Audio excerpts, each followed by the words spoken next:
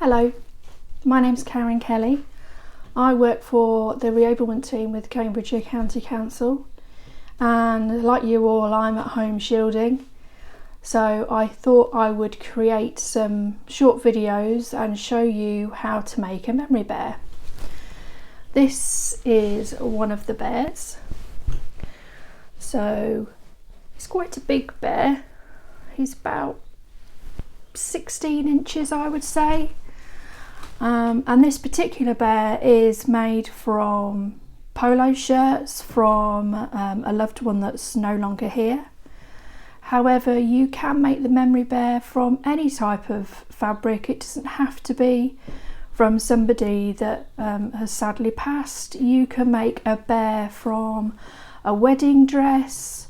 You could make it from a uniform, a prom dress, a christening dress, a bridesmaid dress, anything like that at all. I've even created bears using my own fabric with fur and like a very soft fleece, and created a personalised bear for somebody else, for say a birth or a christening. You do need to be aware that these are not toys. They are a keepsake. I do use safety eyes and make sure that everything I use is safe to be around children, but they are not designed to be toys and to be pulled about. The fabric may need to be stabilised. Different fabrics work differently, and if you already sew, you may know this. The best thing that I can recommend is to interface all of the fabric, even if you feel there is no stretch or no give. By interfacing all of the fabric, it means that when you're sewing or trying to stuff the bear, you're not going to have sort of any uneven pockets. So I would definitely recommend that. I personally use a medium weight iron-on. I find that a lot easier. It's a non-woven one. If you get woven, again, it will stretch. The pattern I use is a pattern from the Funky Friends factory. So you can just about see it here. And this particular bear is called the Calico Bear. And currently at the moment on the Facebook page for the Funky Friends factory, they are giving this bear for a free download. So normally it's about £11, but at the moment you can download it and print it from home. The printout will have all of these little bits of patterns that you will need to cut out. You will have a hard line here where you will need to cut, and this dotted line here, between there and the dotted line is your seam allowance. So the dotted line here is where you will actually be sewing, but I'll show you that in sort of later videos. You also have something here, and this bit here is where you are going to put your button, because this particular bear is button jointed. So everything is made separately, everything is stuffed separately, apart from the body and the head, which is together. And then you attach the bear's legs and the bear's arms by using a button. So get this printed out if you want to come along and do it. Get it all cut out and get it all ready. And then what we will be doing on the next one is I will be showing you how to put together the bear. Thank you. Hello, so this is the first video to show you what we need to do to make your memory bear. So the first thing we need to do is sort out preparing your fabric. So the fabric I've been using at the moment to prepare bears is polo shirts, and as you can see, polo shirts have quite a bit of stretch in them both ways. And a lot of other materials do as well. There's always like a bias that you can pull one way or another. Even cotton has it too. So the best thing to do really is to prepare your fabric, and as I said before, putting interfacing on it helps stiffen the fabric. The interfacing I use, like I said before, is an iron-on interfacing. It's a medium weight, so they all come in different weights. There's a light, medium, strong and extra strong. I think medium is about right. Soft, it does give it a bit, but it doesn't really give it enough stability, I don't think. So I always opt for medium, and the rest of them I think is just a little bit too thick. Interfacing almost feels like paper. Well, the non-woven does, which is the one that we would need to use. So yeah, it feels kind of like paper, and on one side it's kind of bumpy. I'll show you a bit in a minute. And the bumpy part is the glue, and that is how it attaches to the fabric, and it attaches to the majority of fabrics, and also if you can't get it to attach for whatever reason through iron on, you can get sew on, but with all the bears I've ever made, I've always been able to use iron on. So once you've ironed on your interfacing, I'll bring you another bit of fabric, you'll see that your fabric looks different. So here is another top, and you'll see now that there is no movement, and that's exactly what we want. If I turn it over, you can actually see the interfacing, and as I said to you earlier, it's like paper, which is really good for drawing your pattern pieces out on. But on one side is rougher, you can probably hear that, and that noise is caused by little glue dots, and it's these little glue dots that adheres itself to the fabric. And what we need to do is to iron that on. When you're ironing interfacing on, what you don't want to do is what you would do if you were ironing clothing. So going back and forth like this is not how you put interfacing on. So we're going to be pressing it, and if you're not someone that sews, you may not really understand the difference between sewing and ironing. I know I didn't before I started doing sewing. So with pressing, you are going to place your iron down and you're going to hold it in that position. I hold it for about 5 seconds, or 5 elephants as I count in my head, and then I move it to the next one. And the reason why you need to hold it that long is because these glue dots need to melt, and they need to melt to be able to stick to the fabric. Once you've done that, you're ready to cut your fabric out.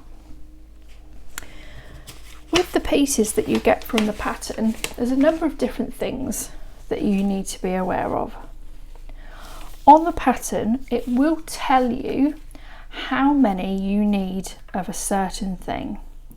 So this is the foot, and it will tell you to cut 2. It does say in contrasting fabric.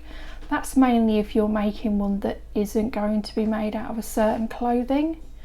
If you are making out of clothing, it might be nice to have a contrast. For example, this purple might be a good contrast to the pink underneath. Also, talking about fabrics, some fabrics might have detail on them. On this one here, you've got the stag.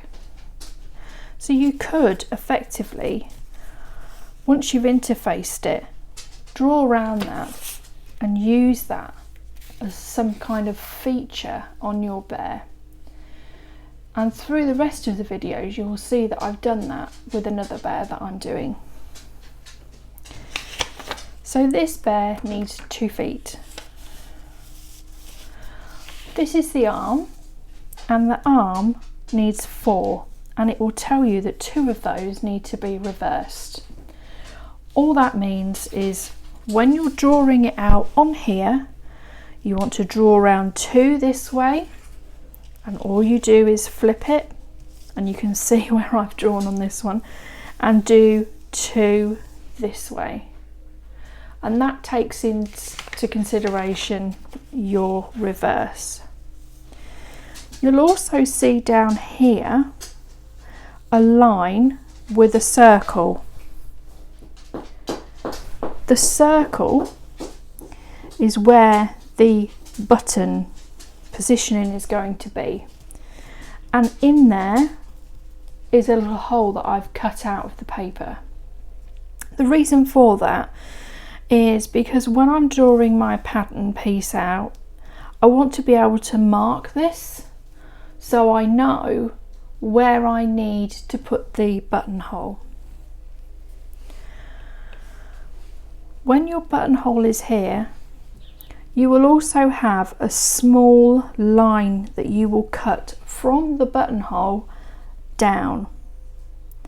The reason for this is when you're sewing your arms and your legs together, and this is the only part that you use this technique on, you will be sewing all the way round on this dashed line.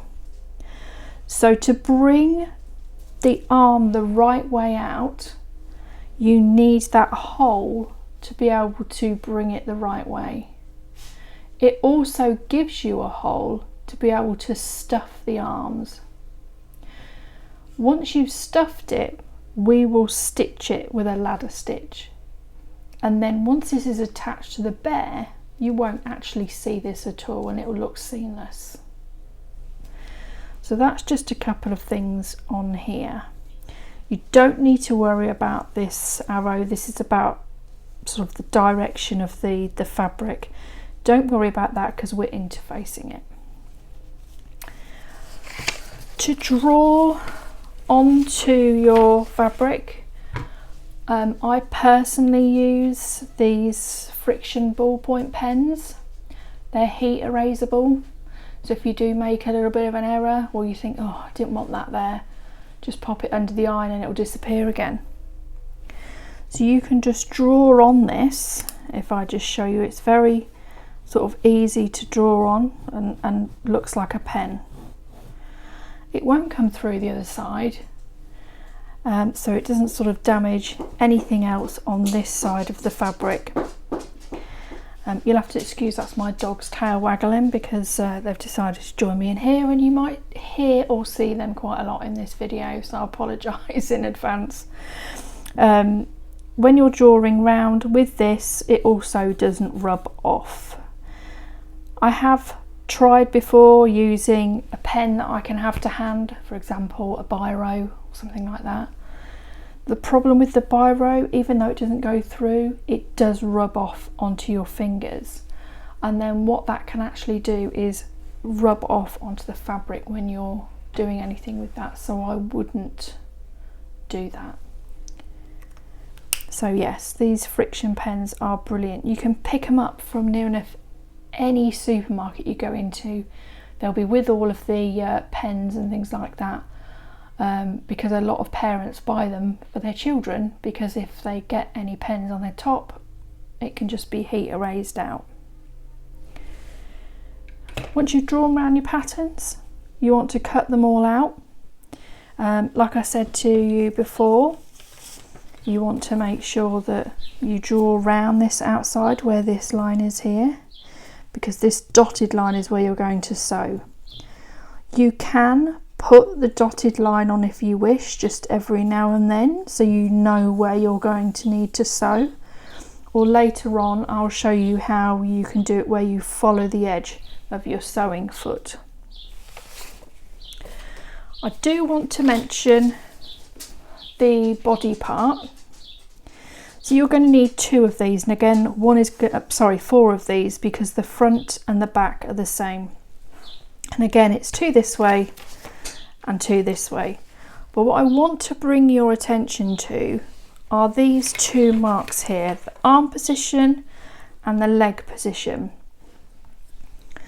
Once you've cut the arm and the body out, on the fabric underneath, what I want you to do is just lift it very slightly and put a little mark on the right side of your fabric, and again with the arm position.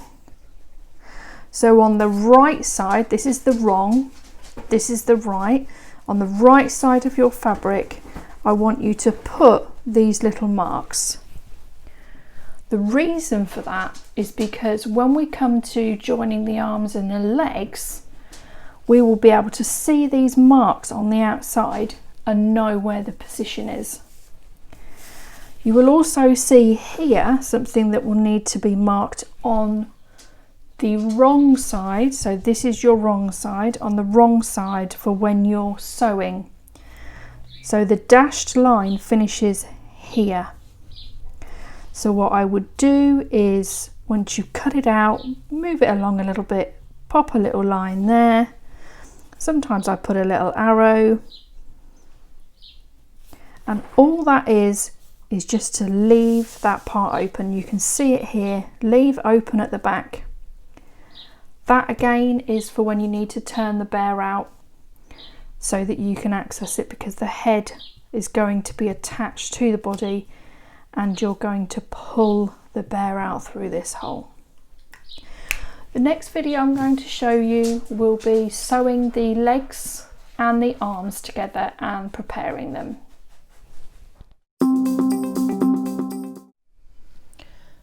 Now you've cut all of your pattern pieces out, it's time to start sewing them together. So if you've got your arms and your legs, we'll get those all sewn together.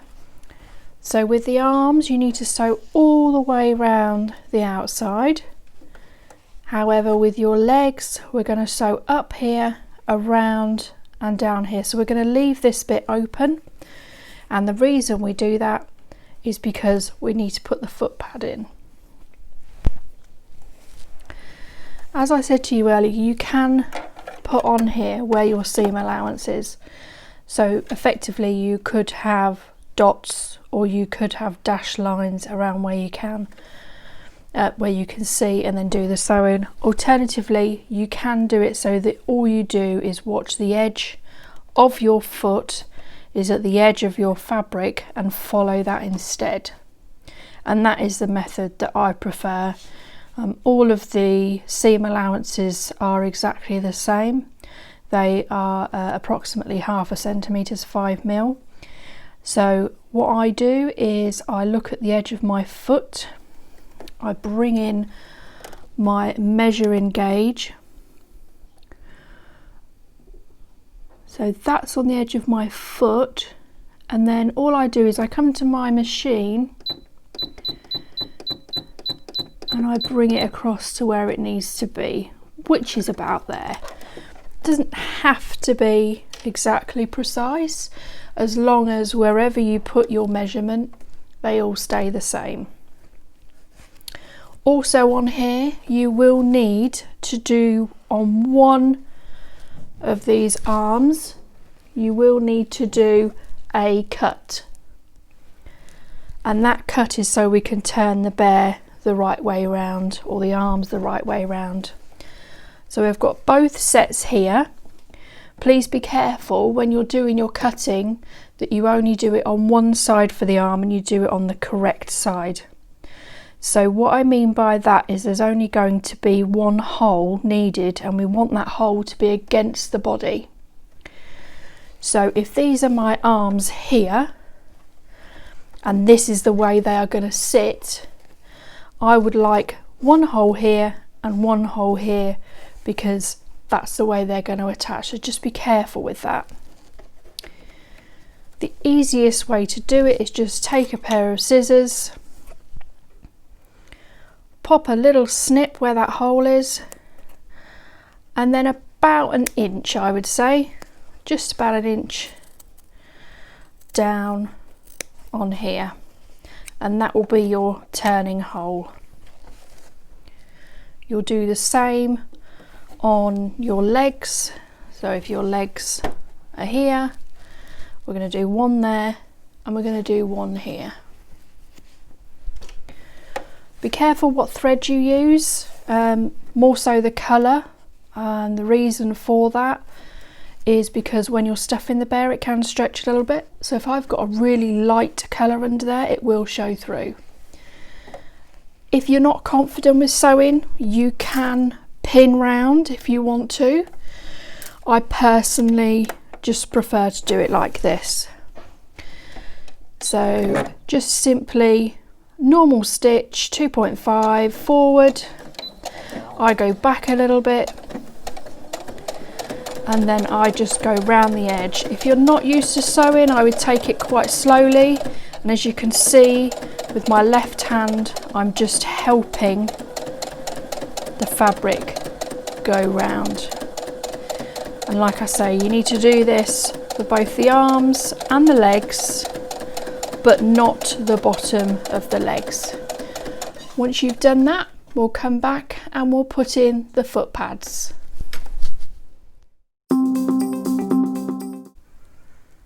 Okay, now we're going to put in the foot pads.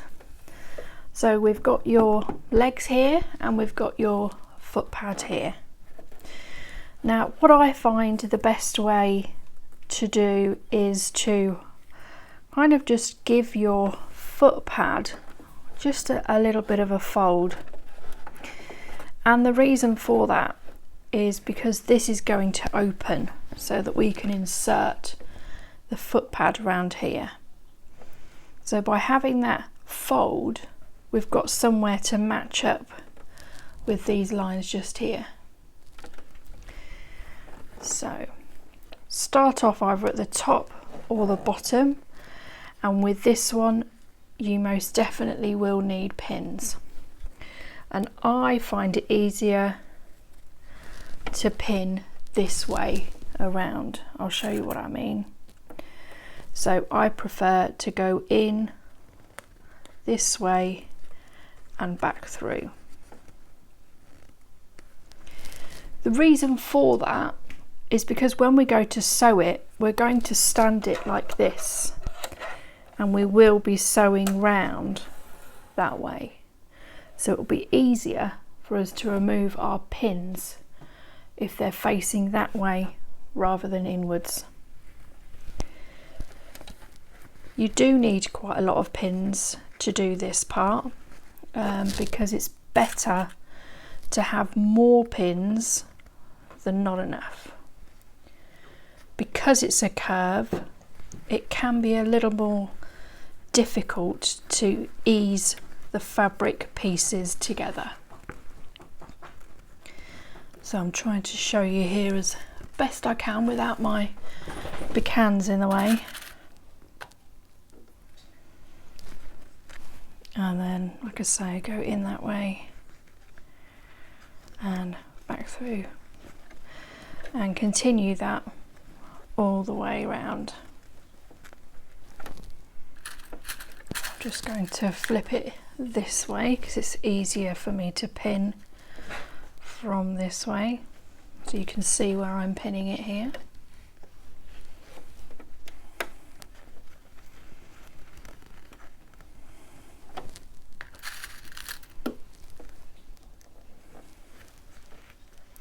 You can make the bears without the foot padding if you wanted to. If you didn't want the foot padding, you could leave it out and just sew across the bottom. So rather than leaving this bit open, you could actually just sew that, and then when it's stuffed it will just sort of have a pointed foot. But I quite like the foot pad in there. It's nice to have to feature different things, for example little different features on a top that you might have saved. It's quite nice to be on the foot because it's right there. You can also see that this particular one that I'm using has got embroidery on it. So those of you that may be lucky enough to own an embroidery machine, there is the option of being able to write something on the foot or the bear itself, just to give it that bit of personalisation. So we're nearly done with the pins. Put as many in as you feel comfortable. It's better to have too many pins than not enough. Right. I've got quite long pins here, but that's okay. All right. So there it all is, all pinned in, and I just sort of bend it back just so that I can get it under my sewing foot. So we're going to stand it up like it's actually standing on its foot. I'm going to pop it under the machine. I haven't moved my needle. It's still exactly the same position as it was before with the same seam allowance.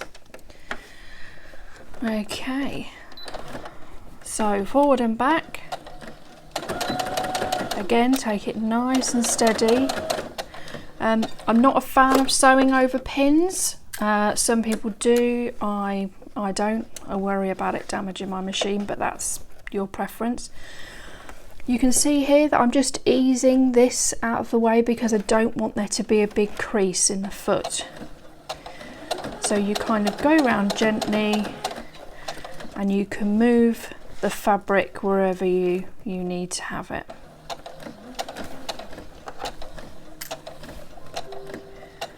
There we go, just keep coming round.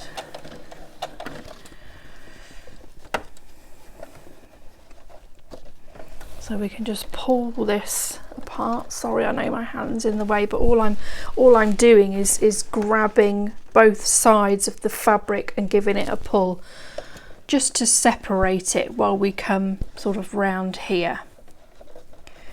So we're going to gently come over here because it's going to be quite thick, so it's going to go through 4 layers. Get that needle out.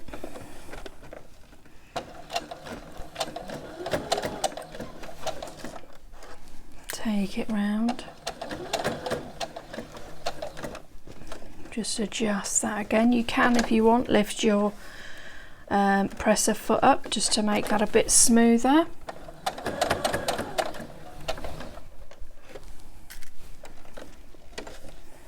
I think these are lovely keepsake items to make, like I said before, either from a loved one's clothing or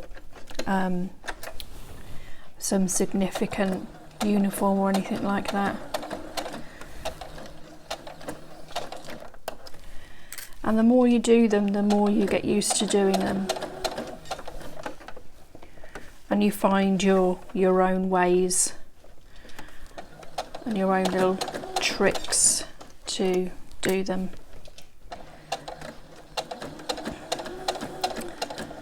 So we're nearly round now. I always take this quite slowly because this foot pad is going to be right at the front. It's going to be the bit that everyone is going to see sort of first, really. You get it out and the feet are the closest bit to the face when they're looking at it. So just take your time. And I would sew the legs and the foot pad in before you go on to doing the face, because the face is a little bit more difficult, but it's a similar way of doing it. So we're now coming back round to the front, and I'm just going to do a back stitch on there just to lock my stitches. And what I always do is I just turn it round and I check just to make sure that I've got it in. Don't worry about these sort of edges. It's going to be harder to do. But all I'm really looking for is to make sure that I've actually caught all of the edges and there's no gaps. And that's really what you're looking for. And then we can turn this bear out. So I just pop my finger in. I always start at the bottom. It's not probably the easiest thing to show on camera. You're going to push part of the material through and then give it a pull. To start with, it will need a little bit of convincing, but as you can see, once you get one bit through, it starts to come through quite nicely. And then all you need to do is I just go in with my finger and just rub. So all I'm doing is rubbing along these edges here. You can put things in like scissors and sticks and things like that, but to be honest, I wouldn't, in case you damage the material, and you are going to end up stuffing it anyway, so you're going to straighten a lot of it out. And there we go, a perfect foot pad and one leg for your bear.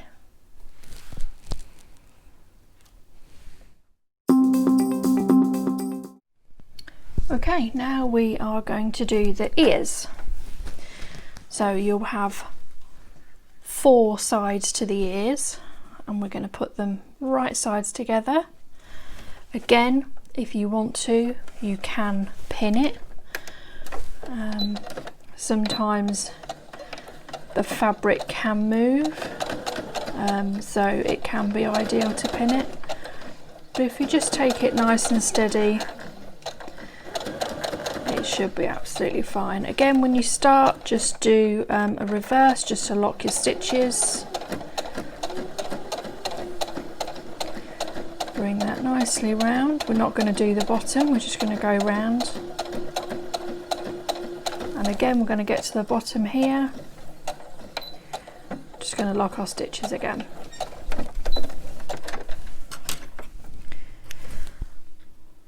Okay, so on here we do need to reduce the bulk of this ear here. Now, some people will say you can just snip into it so that it can easily fold, but actually what I find the easiest is just cutting that seam allowance down by half. So just cut that down. Be careful not to snip your stitches. And then you can just turn your ear the right way out. Just give it a little poke. And then again the same, I just run my finger inside. And there we have 2 little ears, and mine are different colours on each side. So we'll put those by for just a moment. And now we're going to look at the 2 face pieces that you have. So you'll have 2 bits that look like this, and what we need to do is put them right sides together.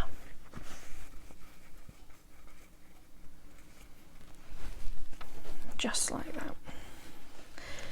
Now there's only one part at the moment that needs sewing on this, and that is this part here, and we're going to come all the way down to the bottom.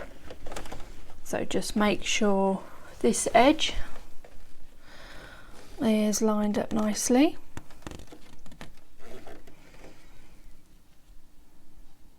Can be a bit fiddly, but this is the bottom of sort of the snout where the nose goes, so pop it at the top here, needle down. Let's just do that back stitch in. I'm just going to bring it round this curve.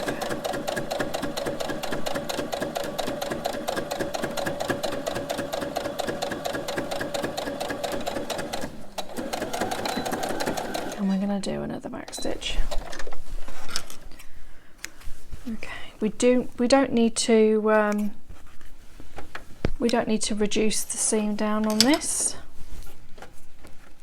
We just need to pop this bit out, and again just rub your finger along there. So this is going to kind of be the front of your bear, and it sits up like this, and your face piece, which is this bit, is going to sit on the top. But before that, we need to put the ears on. So the ears are going to go right sides together.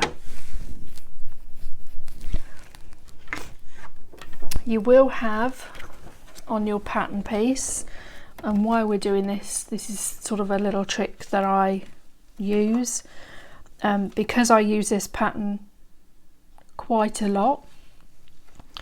I actually transfer it onto a bit of plastic, and it's not completely clear, but it sort of has an opaqueness to it, so I can still see through it, and that's just because the paper wears out quite quickly. There's a couple of things that we need to make sure that are on the reverse. So we need to make sure we've got an eye hole, which I've already done.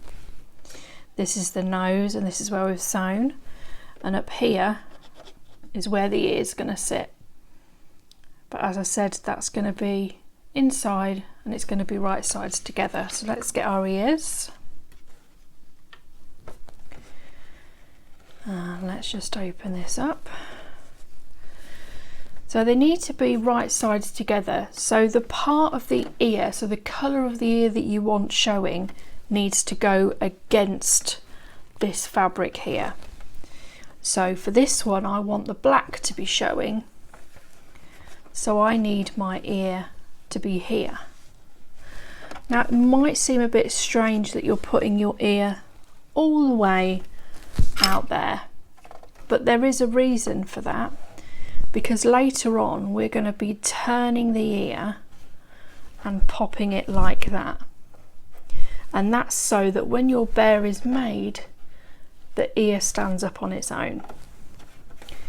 So let's pop this ear over here, and then we'll pop that one here. It needs to come in by about 1 centimetre. It will tell you on your pattern. So just have a little look on there. So we're going to just go back a few stitches, bring that forward, come back again just to lock that stitch in. Just snip off your loose threads, and then we're going to come to this side, and we're going to do exactly the same. So we're going to bring that ear in about 1 centimetre, pop it under your needle,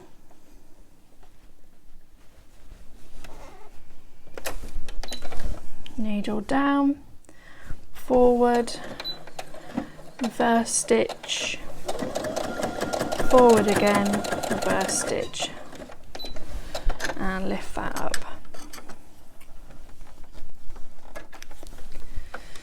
So that's your ears are on, and they look a bit strange at the moment, but trust me, they will look absolutely fine once we get to the end of it. So the most difficult part of the bear is the snout. The reason for that is really because of how tight this curve is that you're going to try and get into here. And we don't want it really to pucker, because you're going to see that it's going to be right at the front of the bear, and it's going to be sort of an important part to see. And it also seems funny because you see the ears down here, so you think the snout's this way, but it's not. It's actually going to go that way. So we're going to start up here, and we're going to line that up here the best that we can. So it's almost like we're sandwiching the ear. And if you do put pins in, which I recommend you do, I would put them in so that they're going in this way,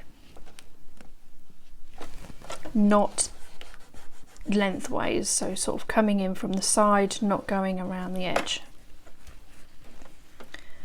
And then again we need to bring this side over, and we're going to do exactly the same. Bring that sandwich of fabric together just here, and we're going to pop a pin in there.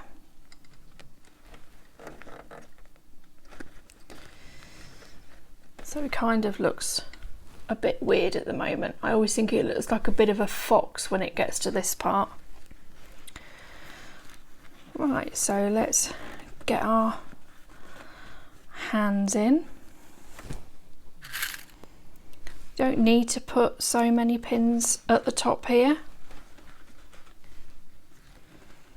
It's more so when you get nearer to the bottom, near the snout, or the top of the snout. So we'll do that side first, and then we're going to come over and do this side. So we're just sort of pinning along.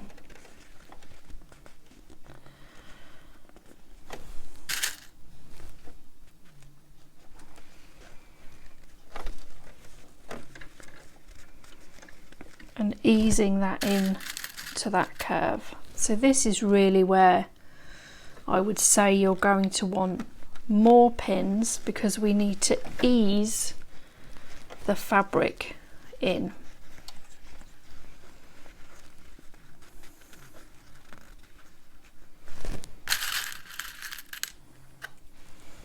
So put as many pins as you want in.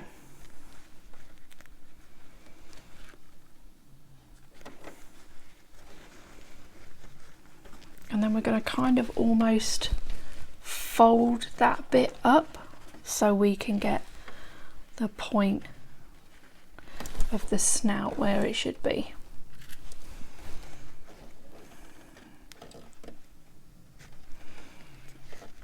And then pop that pin in there.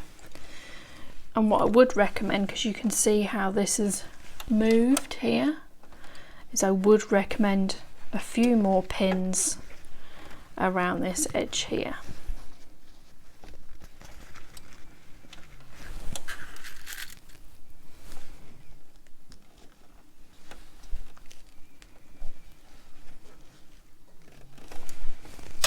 So nearly all pinned.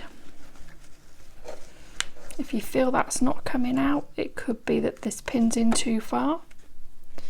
So it might be just to move that back a little bit. You can always put your hand inside just to push that edge back out a little bit,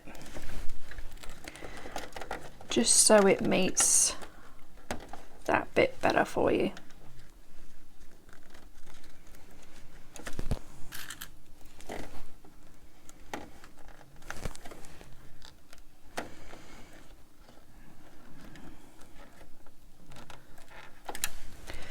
Okay, now I prefer to sew it this way around.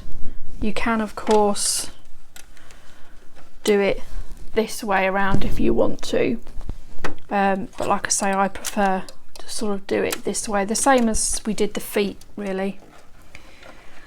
Right, so we're going to come up here.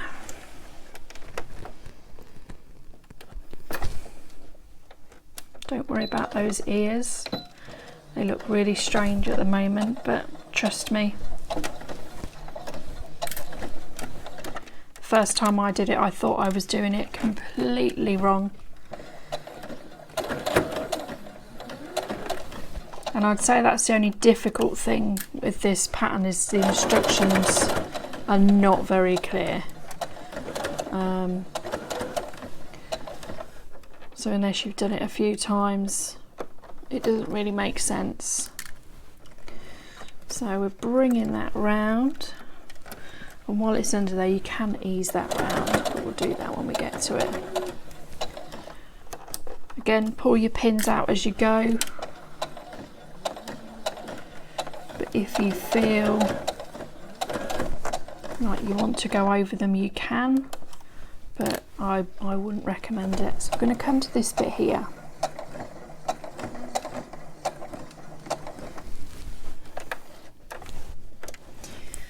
So what I would say is you want to come into the bear and you want to almost flatten it out the best you can along the snout here.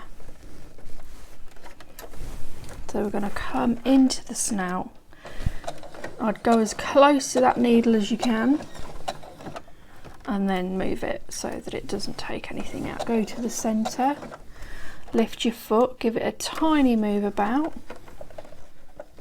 A couple more stitches. We don't really want to go any further than that because there is a crease right under here. So what we want to do is get our fingers in and flatten that crease out as best we can.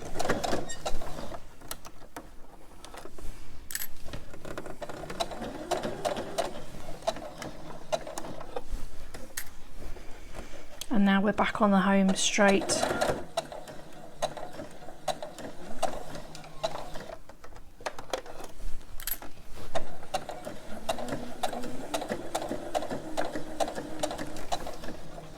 So all the way up to the top.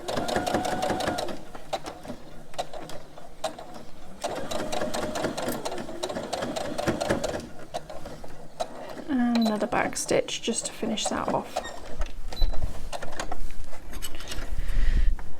Okay.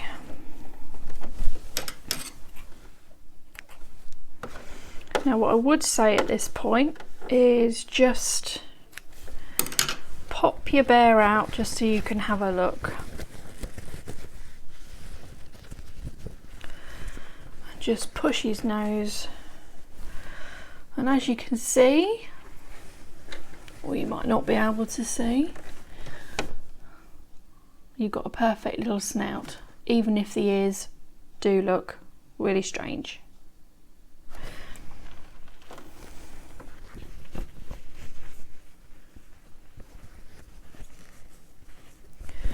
What we can do at this stage is put the eyes on, and I use safety eyes. So you can get safety eyes from anywhere really. And the reason I use the safety eyes is because they sit really well and they're unlikely to easily fall out. Some people sew buttons on instead, which you can do, but I, like I say, prefer the safety eyes.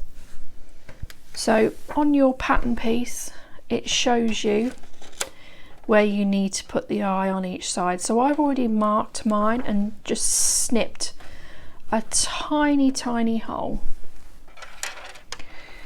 And it's probably that tiny, I'm probably not even going to be able to find it. So let's have a look this side. Okay, so we've got this tiny little hole and we push the eye through. You can see it popping out here. Just give it a little more of a stretch. I wouldn't cut it anymore. I mean, the interfacing will do a good job of helping to stabilize your fabric. Push it right down, and then the eyes, the safety catches, go on the way that they're sitting. So let's just push that on there. Push it right down, you'll hear it click on, and there we have one little eye. And now I've got to try and find, there it is, the little hole this side. And again, just going to push that through. Might need a bit of convincing. Pop your safety cap on, listen for the clicks.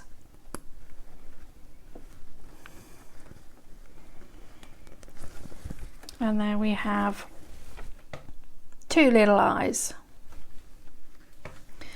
Now, what we need to do with these ears is we need to bring them round and pin them here. So we need to put the face back so it's wrong sides out.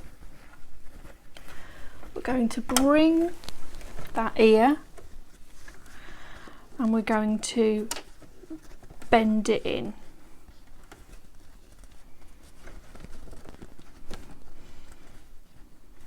And we're just going to put one pin in it.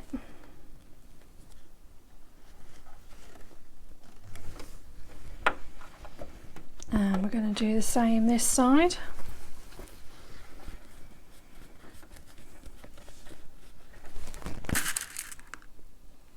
And pin that down.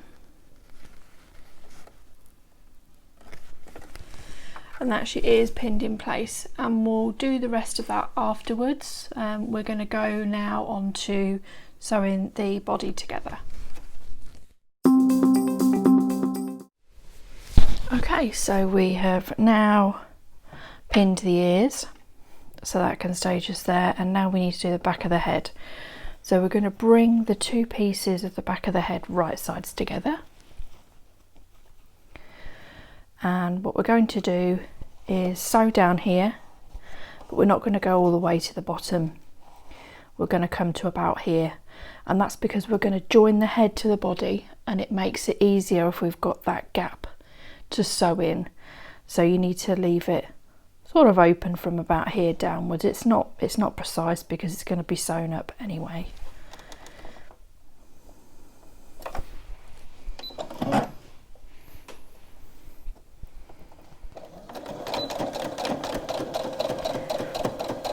So just carry on round here, bring it about there, do your forward and back stitch and lift that up. Let's just snip those bits of thread off. Now what we're going to do is join this piece to the head, and we're going to join it. Oh, let's just get that bit of thread there. And we're going to join it this way up. So we're going to start with pinning here.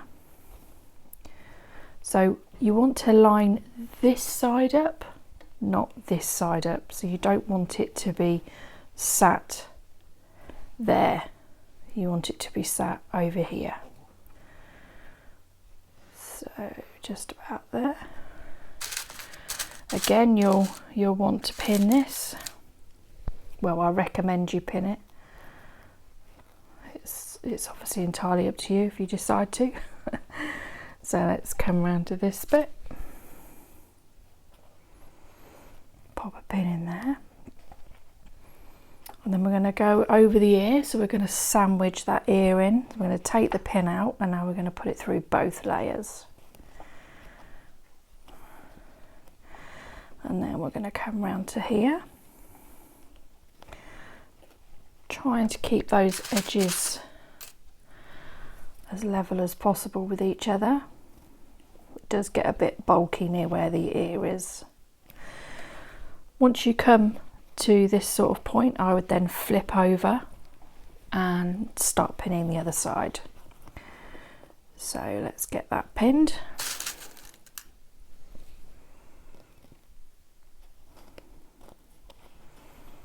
Again, use as many pins as you're comfortable with.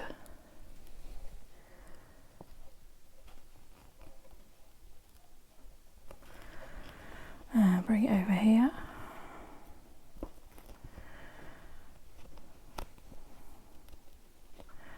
So depending on your machine, it may struggle to get over this sort of bulky area here. So it'll probably be all right with this ear, but it's this area here that it might not appreciate going over because there's quite a few sort of layers there.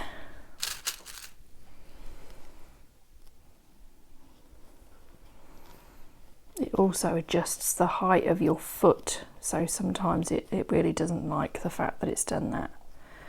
So we're now coming up to the top. You can sort of see it's making a natural middle there.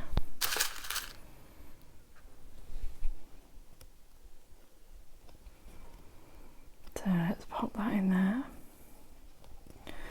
can of course give it a gentle tug to bring it down a bit. Give it a bit of a stretch. And this is where the interfacing is good, because if you had multiple different types of fabric, it'd be quite hard to try and get them to all come together at the same time. You know, some are going to have more of a stretch, some are going to have less stretch, so this just sort of helps with that. So what we can do is just turn it this way so the snout is up, and all I do is just fold that snout over so it doesn't get in the way. And now we're going to start sewing the head together so it's complete.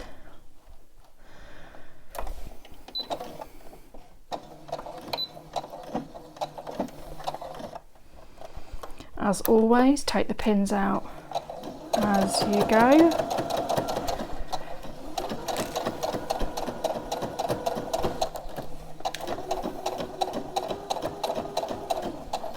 Now this is sometimes where it struggles as you're coming up here. I'm just going to lift that foot up, bring that over.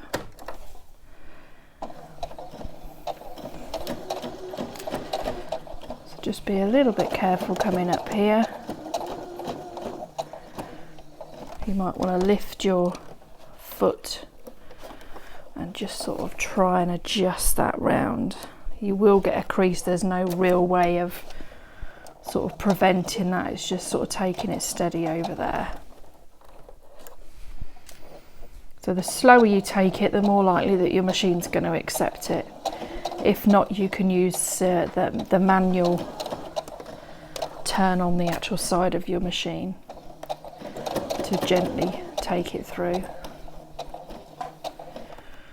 So let's just get this bit started over here.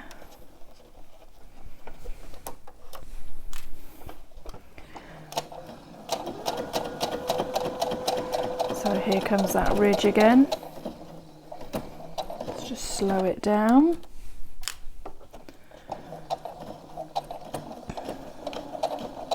Also helps to make sure that you've got a good sharp needle in as well. I tend to use needles that are for heavier fabrics, like a sort of a denim needle or something like that, that's that bit more sharper to get through all the different layers. And we're going to bring that down to the bottom and back stitch. So we're not going to sew across the bottom here because this needs to attach to the rest of the body. So again, I just like to check to make sure everything has been caught, and then we can pop the head the right way round and make sure that it's all okay and we haven't caught anything extra that we shouldn't have caught. Give those ears a little pull out, and there we go, it's starting to look like a little bear. And that's what I mean by those ears. By folding them over, it helps them stand up, so rather than them going flat, it just gives it that little bit of an effect. So yeah, we're starting to look like a bear. So on the next one, we'll be sewing the body together.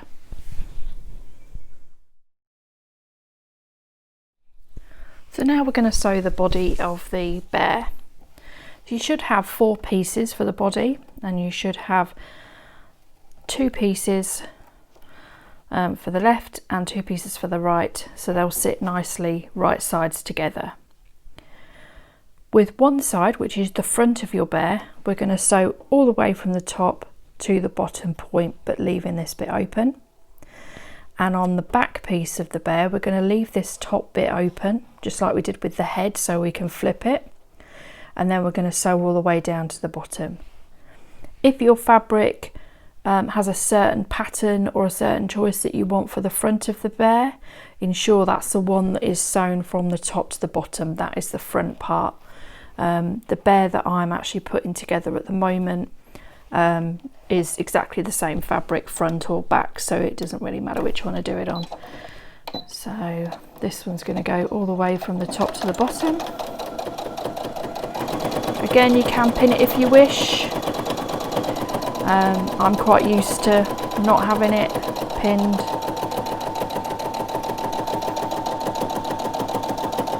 So let's take that down to the bottom.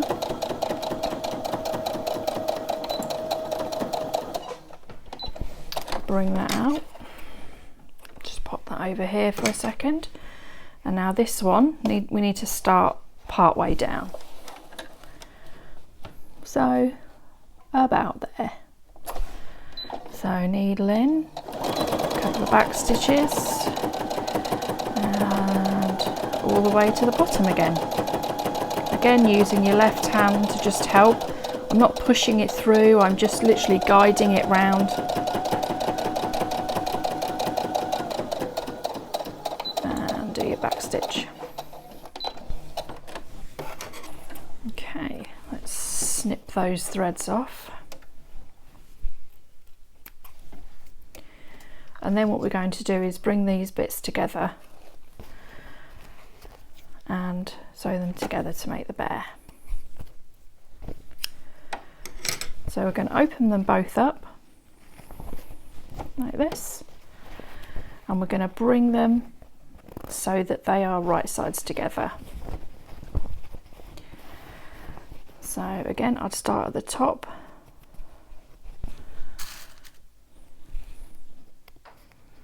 It's up to you if you pin it, you don't have to. I don't put many pins in, but I just put a few in just because it's quite a, drop that pin, just because it's quite a bit of a distance that you're sewing round and the fabric can shift. So let's bring these 2 points together so that we know that that's right. What you probably would be best doing is moving your seams opposite ways. You can open them and pin it in the middle, but I just think this makes it a bit more of a secure stitch, especially when we come to stuffing it.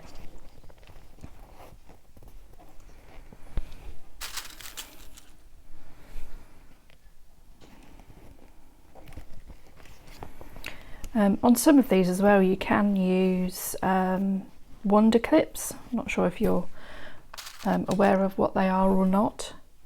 They're almost like small little plastic bulldog clips, and they just grip hold of your sewing for you. And for bigger areas like this, it's absolutely fine, but for smaller ones I wouldn't recommend it. So we're just going to push one part of the body in. So we're almost making it now look like a boat. So you can sew it this way or you can sew it that way. I prefer to sew it this way. And then all I do is just hold this part down whilst I'm sewing. And we're going to sew all the way down here and up the other side.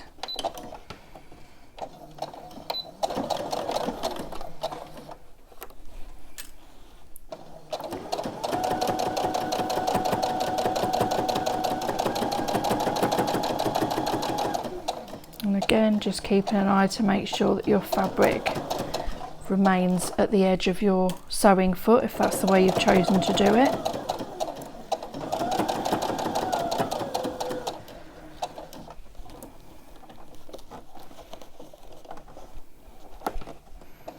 And just coming round to the bottom. So again, this is going to be a bit bulkier for your sewing machine, so you might just want to take it that a little bit slower.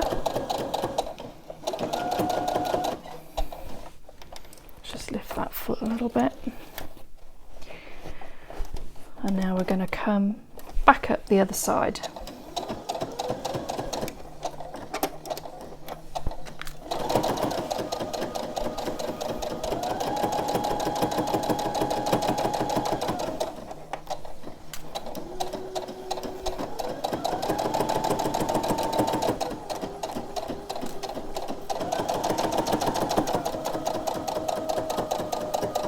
Do your back stitch.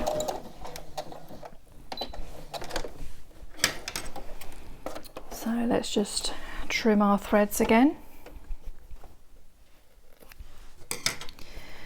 and then we can puff the body out so it looks almost, I suppose, like an egg shape now. So I'm just going to check to make sure again that we've caught both sides, just in case the fabric did shift. Now what we need to do is pop the head inside the body so it's right sides together. So this is where it becomes a bit easier, because we know this gap at the back of the bear is going to match up with the gap at the back of the head. So we keep the head right side out. We're just going to kind of scrunch his little head up a little bit, and we're going to pop him inside so that they're effectively right sides together. And then we're just going to pin round so that he doesn't shift.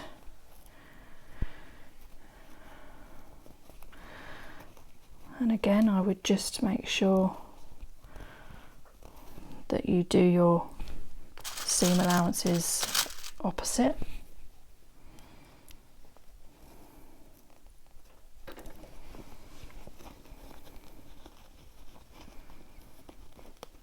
And just be careful when you're going around not to stab yourself with the pin like I just did. You do tend to get a few injuries while doing sewing, because we're mainly working with quite sharp things.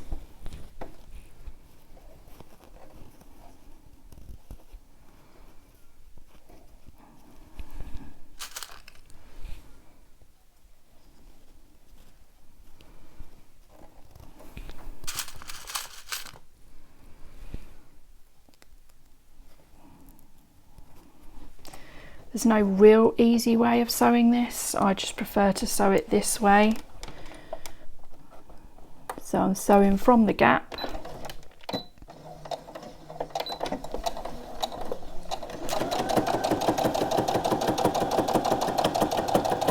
Bring it to the point.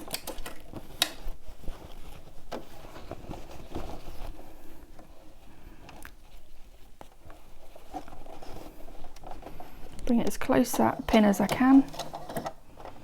Remove it.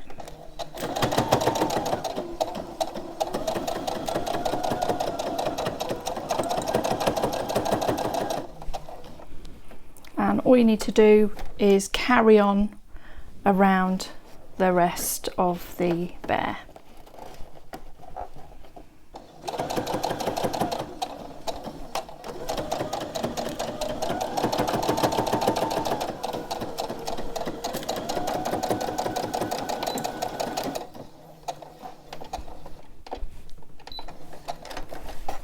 And that's everything sewn together, ready for stuffing. So in the next video we'll be doing the stuffing. Okay, we're now going to start stuffing the bear, but I did think you might want to know how to bring the bear the right way out. And all we do is literally pop his head through there and then bring the rest of the body through. And then we're just going to push everything out,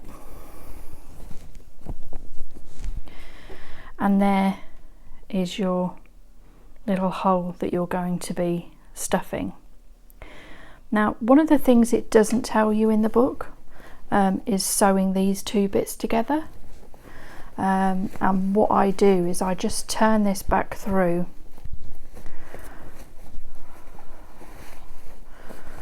and sew this top bit. And the reason I do that is because it means there is less ladder stitching to do down this back, and you haven't got to go across the crease of the neck, and you will still be able to get the bear out of the smaller hole. So I am just going to do that so you see what I mean. It does make it a little bit stiffer to bring the bear out, but it's a lot easier to do than doing all that ladder stitching. So let's just pop that down, give it a back stitch, bring it round the side of the head, and we're going to bring it just below. So you've still got quite a big gap there,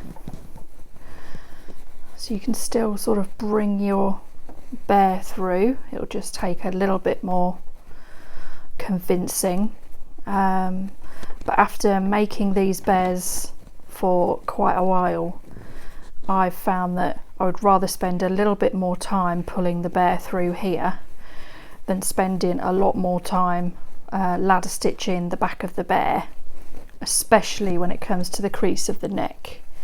If you're putting a ribbon or anything on there, you don't need to worry too much about getting it absolutely perfect, but my bears don't tend to have ribbons on them. So right, there we go. He's all the way through, and now we're going to start stuffing. So this is the stuffing I use. It's just a polyester stuffing that's perfect for bears. It does come in a sort of a vacuum packed bag, so when you get it you think there's hardly anything in there, and if you squeeze it in your hand it actually does end up looking like nothing. And when you get it, just pull it apart and give it a bit of air. Bears take a surprising amount of stuffing, so we're going to just pop it in with our fingers, and we're going to start with the head, and we're going to start first of all with the snout. And we really need to make sure that is in firm with the snout, so you're going to put, like I say, more than you think you're going to need. And what I always say is, if you think you have enough stuffing, put a bit more in. But you'll get used to the sort of feel of it. And it also depends if you want more of a soft sort of floppy bear as well. You might want to stuff the head a little bit less, because you want it to have sort of more of a floppy head feeling, or you may just still do it as firm as the rest of the body, which is what I tend to do. So as you can see, just watching now, the amount of fluff that's, let me just get that bit of thread because that's going to irritate me. There we go. So as you can see, the amount of stuffing just the head is taking is quite a lot. So you think it's going to be less than it is, but before I came you probably saw the pile was about up here, and I would say probably all of this will go into the bear's head. You can put weights in your bear as well if you want them to be a bit heavier, but you wouldn't want that in the head. You would sort of want that more in the bottom of the body. So that's starting to look a bit better, but we still need to get some more in there. So I will only show you how to do the head, because the process is the same for you stuffing the body and for you stuffing the arms and the legs.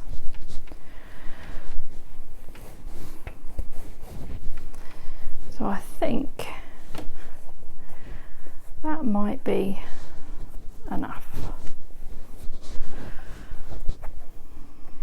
So give him a squish around, make his sort of little nose look better, and there we go, we've got a little head. So on the next video I will show you how to do the ladder stitch. Okay, we're going to do the ladder stitching. There are loads and loads of videos online on how to do ladder stitching. And they're probably considerably better than what I'm about to show you, but I'll show you how to do it to the best of my ability. So I've got my long pin here, because I still prefer to use the long pin when I'm doing this, and I've got my thread. The thread that I'm using is embroidery floss. I've split it down because there are 6 individual threads in embroidery floss, and I've just separated it so I've got 3. You can use that. Alternatively, you can also use strong top thread, which is what I'll be using later on when I'm doing the button joining. So all I've done is popped the needle through and come out of this side, and I've popped a knot in. And then what I'm going to do is come in the other side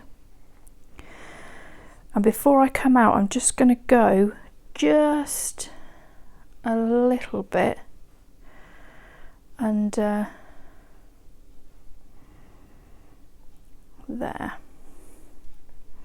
I'll try and keep this in focus the best I can. Okay, and then what you're going to do again is go completely opposite, and then take a little bit of fabric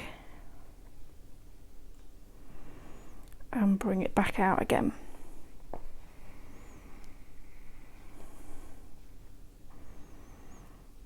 And you'll start to see the reason why they call it a ladder stitch, because you can see almost the rungs of the ladder.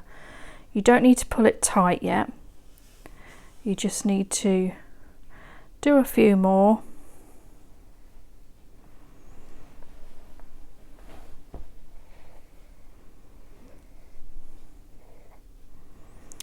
And the reason why I say make sure you go opposite is because when we come to pull it, if it's not completely opposite, you'll get sort of a little crinkle in it. I mean, these are going to be against the body, so you won't really see them, but it's still worth trying to get it right. So we've got 4 stitches there. So I'm going to give it a tug and hopefully the magic will happen. So what I do is I normally loop it around my finger and I give it a pull. Just get that out of the way so you can see. Give it a good pull and you'll see that your thread, apart from that bottom bit, is starting to disappear as you pull it. So that will become better once we start pulling more under. So you continue doing that. This is probably the bit that I enjoy the least of making the bears, is the ladder stitching. I normally start with the arms and legs and do those first, because then by the time I've done those I've got the knack, and it's normally okay to do the back, because the back, unless you're putting any clothes or anything on your bear, you will actually see.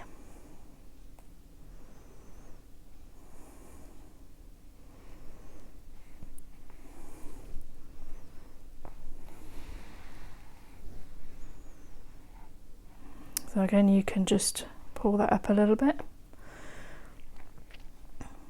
So it's kind of helpful to do it with the same sort of colours, but it is sort of a bit harder if you've got sort of different colours like I have.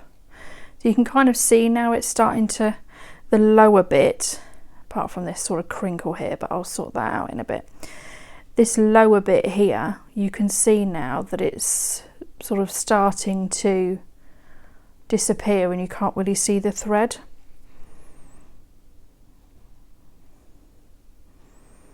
If you get this crinkle bit at the bottom, all you need to do is just start a little bit further down with your ladder stitch and just bring it together again, and it'll just mold into one. But like I say, this is actually going to be touching the bear, so you won't really see it.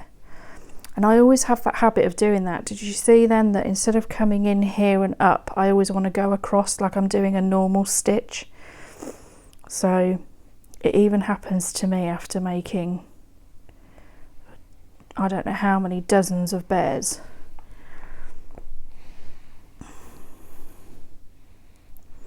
And you will see the fluff, and that will get in the way.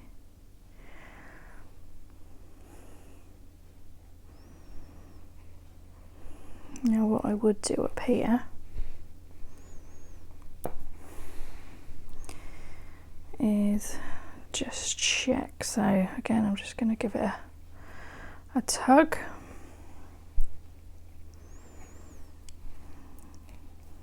You can poke those little bits in with your needle. You will always get a bit of the fluff, but you can sort that out afterwards. There we go.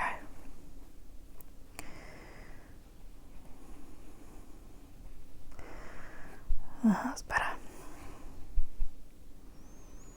So all I'm going to do now, with my completely dodgy attempt at showing you how to do a ladder stitch is I'm just going to sort of knot it off up here.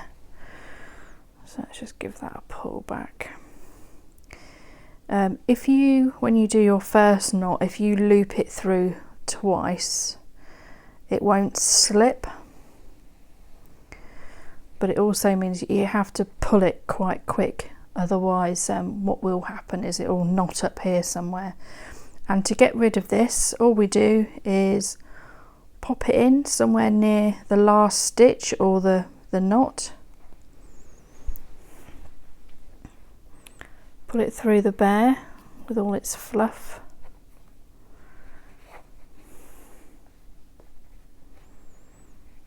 Doesn't matter where you pull it.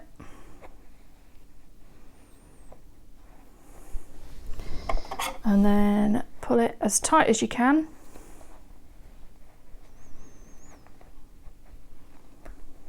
Pushing this down.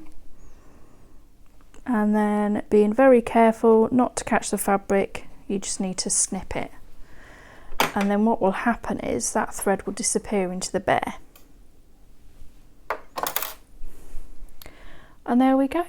There's one arm ready to go. The next video is a choice really. You can either go on to doing the button jointing or you can do the nose of the bear. So it's all starting to come together.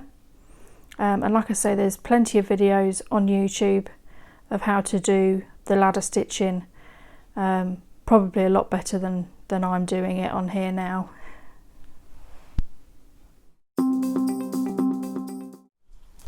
We have now finished stuffing the bears. So you'll have your bear, which kind of looks like a bowling pin at the moment. He's all been ladder stitched up, so that's all completed there. And we have some arms, again with your ladder stitching on, and also you'll have some legs. So on this video I'm going to show you how to do the button attachment for the arms and for the legs. I will only show you the arms because it is the same for the legs as well. What I recommend using is Gutermann thread. So their thread here, this is called top thread. It's quite thick and it's also quite it's got a grip on it, but it's smooth as well for pulling through the bears, and I would recommend you double it over. So you'll need quite a lot because the bear is quite thick and you will need to go through a couple of times. So let's just cut that off here. As you can see, I have got some buttons. You can use any different type of button really. You can use a 2-hole button, you can use 4-hole buttons. I personally like the 2 buttons, and these ones are quite sweet because it says that they're handmade. You're also going to need one of these. I'm not sure if you can see that very well or not. This is a doll making needle.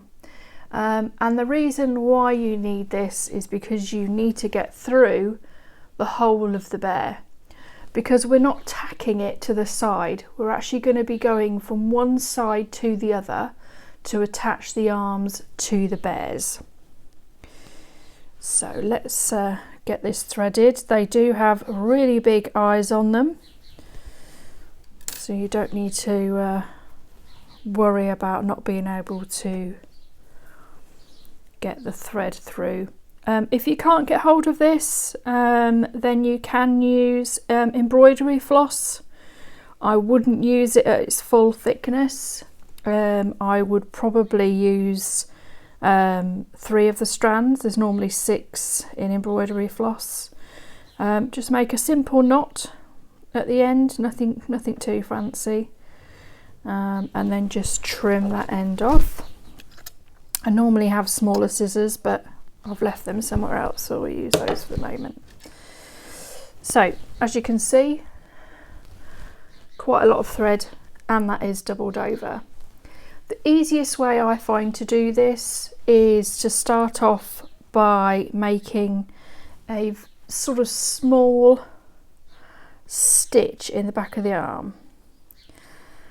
Now, as you know from doing the ladder stitching, it's quite thick because we've got quite a lot of fabric there and interfacing. Pop it all through, pull through, the length hasn't quite gone through properly, and the loop that's been formed by doubling over, just bring your needle back through, and then that will create a nice sort of little knot, well, or an anchor point. Okay, just making sure you can still see that. So on your bear, earlier on when we cut it out, we will have marked on the side, on the good side, with a either a heat erasable or potentially a air erasable. So there's a little mark here and there's a little mark there, and that's where we're going to go in. So it's going to be quite hard because you've got a lot of interfacing and you've also got fluff in there, and this is where this long needle comes into its own. We turn it over, as you can see it's not sitting very straight, and then we come to the other side of the bear and we need to find the hole. So it might take a bit of going in and out to be able to find it, and then you'll eventually get it. So we can see one bit of needle here and one bit of needle here. So at the moment this arm is just hanging, so we'll leave that there for a moment and then we'll get this one. So what we're going to do is bring this through, get this arm, decide where you want it to be, which is right at the top as we went through earlier, pop it through as sort of even as you can, and now what we're going to do is bring that needle back through. We'll do the button in a minute. Let's just get this on. It's quite fiddly, but once you get sort of the first couple of bits on, it starts to take shape. So pull both bits of string, and the reason you do that is just to make sure that it's come through evenly, because we don't want little bits of loops everywhere. So get your button, pop your needle through the button. I would say that when you do decide what buttons you want to use for the buttonhole in, or for the button joining, just make sure that the eye of the needle will fit through the hole. So we've got it there. What we're going to do is pop it back through the other side. It's still quite loose at the moment, so you can sort of just let it go. Going to go into the bear, I'm going to push it through the other side and bring it back through. Now you do need to put quite a bit of pressure on it. There we go. These big needles, they are sharp, but they're not as sharp as sort of normal sewing needles. So we're going to bring it up and we're going to poke it through and see it come through the other side. Hello. Frustratingly, I recorded all of that buttonholing and realised that the camera had run out of memory and it didn't record it. So what I've done is I've done the legs and got to the stage where we've been back and forth through the bear a number of times, and I'm just going to show you how you sort of knot it off, as it were. So as you can see, we've come through, and all I need you to do is just go back through this hole but not go through the bear. So it's almost like just a false stitch. So it looks like this. I wind this round 3 times, and then what I do is I come under the button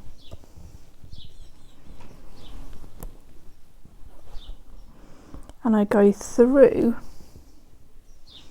the stitch and a little bit of the material. Now it's going to be quite tight because we've obviously just sewn all of that on. So push that through, pull it out of the other side. Let's just straighten or bring those a bit more even. Bring it really close, but before it disappears, just want you to do 2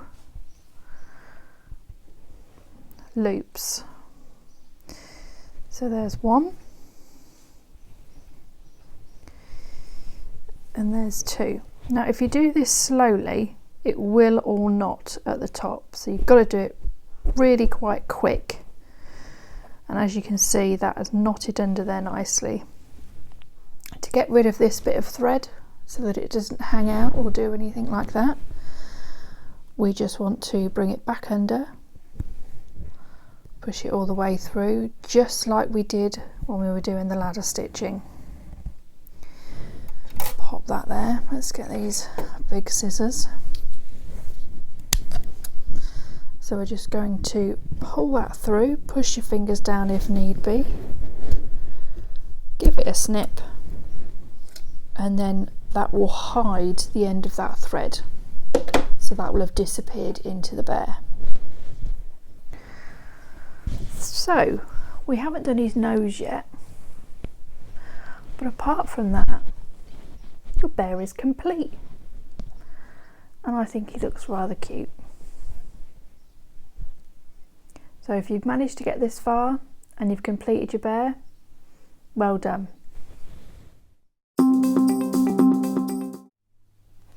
Okay, we're now going to give your bear a smile. Not everyone decides to put a smile on their bear, but I think it looks quite sweet.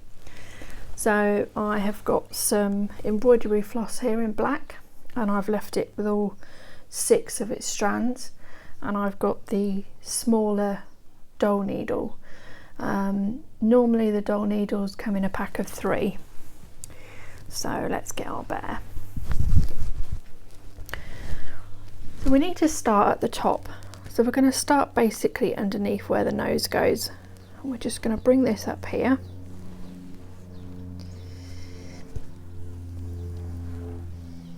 Loop that in there. And just pop our needle, because this is the embroidery thread, it has a number of different sort of lines of thread that makes it thick, that we can just bring that through and sort of create a little knot, and this little knot will sit under the nose. We go back in this hole. Yep, sorry you can't really see that, can you? Let's try and do it with this hand. You go back in the hole, you push it down. Don't worry if his nose crinkles up, we can soon sort that out.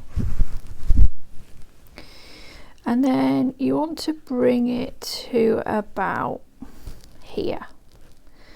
So just keep poking the needle, make sure it goes down that central bit. So at the top and at the bottom, nearly, there we go. Because if we don't have that just right, it's going to kind of sit just off that seam and it's going to look a bit funny, so give it a pull. It will come through.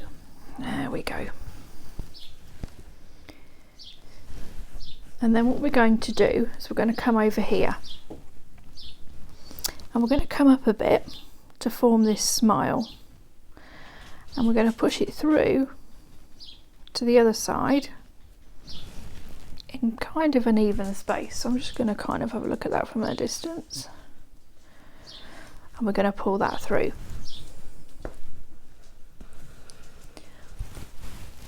So there is one side of his smile. We're going to go back into the same hole here that we came out of before. And then we're going to bring the needle back up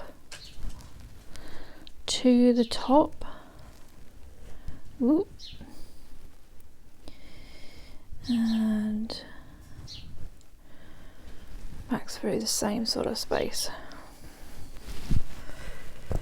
Pull that through.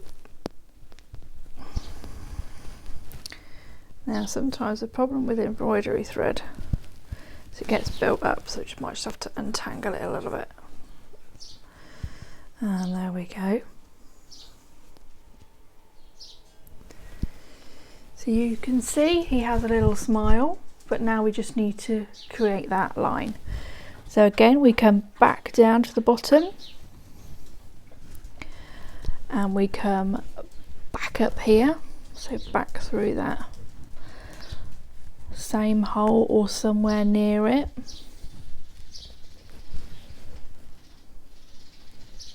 There we go. It's going to take a bit of a push. There we are. Pull that through, give it a tug, and there's his little smile. And then we can come back through where we made this little knot. Just come through, and all we're going to do is again just create a little knot back through here. Give that a pull, and then to make it disappear we can just do what we did before when we did the ladder stitching. I'm just going to bring that to the end because my thread's getting a bit short. Pop it back through into the same sort of area, give it a good push, pull it through, squish his nose up so we don't pull it too far, pull that in, snip it off,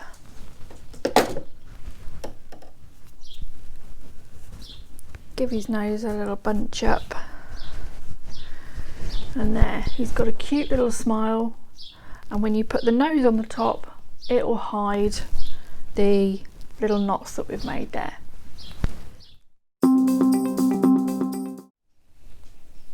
Now we are going to give this little bear a nose.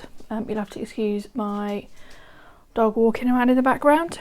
He obviously decides that he wants to be part of this as well. So what I've done is I've cut out sort of a semicircle of felt. There is a template in the pattern, but it's kind of more of a squared off nose, and I don't really like it because his nose isn't squared off, it's more round. So you're going to pop the nose on here, and we need to make sure it's pretty even. I mean, that looks a bit wonky, so let's have a look at it a bit better from the top. Okay, so what we need to do with this is we're just going to do just a normal tacking stitch, and we're going to go all the way round, and it's best to look from the top while you're doing this so that you don't end up sewing it and your nose ends up like this, which I've done many times before, and you end up like this and you've got to undo the whole thing again. And as I said earlier, when we did the smile, this is hidden under the nose so you don't actually see it, which is perfect. So at this particular time my dog has decided that she's going to eat her dinner, and that is what the crunching sound is in the background. I'm going to use some embroidery floss, again like we did for the smile, but I don't want it as thick. So what we need to do is just divide that down. I divide it into 3, I hold a bit and I untwist it. The reason why you have to untwist it is because of the way that the thread is twined together.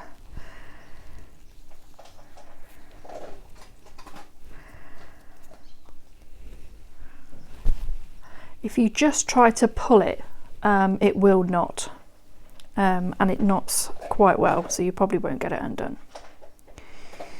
So let's pop that other bit to the side, and let's just get this threaded through the needle. Like I said before, these needles, they do have quite big eyes, so you don't really have to worry too much about trying to get 3 bits of sort of thread through the eye.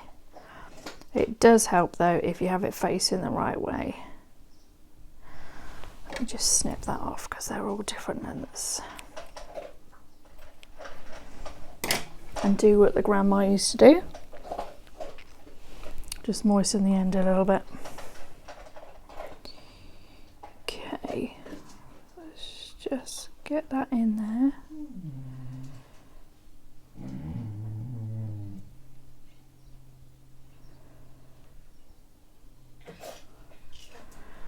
There we go.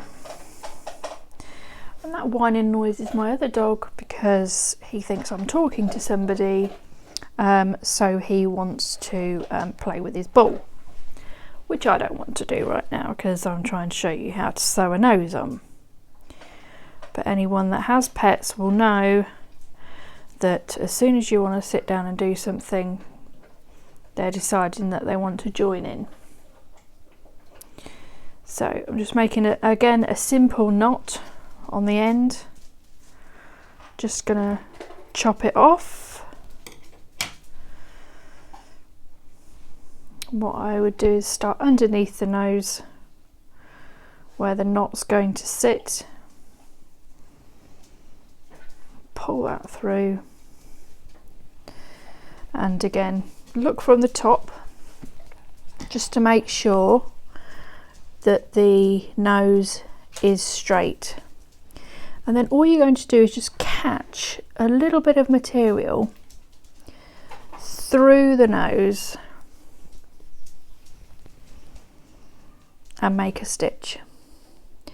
And just continue to do that. You don't need to do it close together. It also doesn't need to be particularly perfect because at the end of the day these are handmade, and they're supposed to be unique. So just keep going all the way around and sew his little nose on. Once you've sewn his little nose on, then your bear is complete. All you need to do is knot like you have done previously, bring the needle through, out of the top, snip it off so it disappears. And that is your bear completed. I hope you've enjoyed it, and I may make some more videos in the future with different things. Take care, keep safe.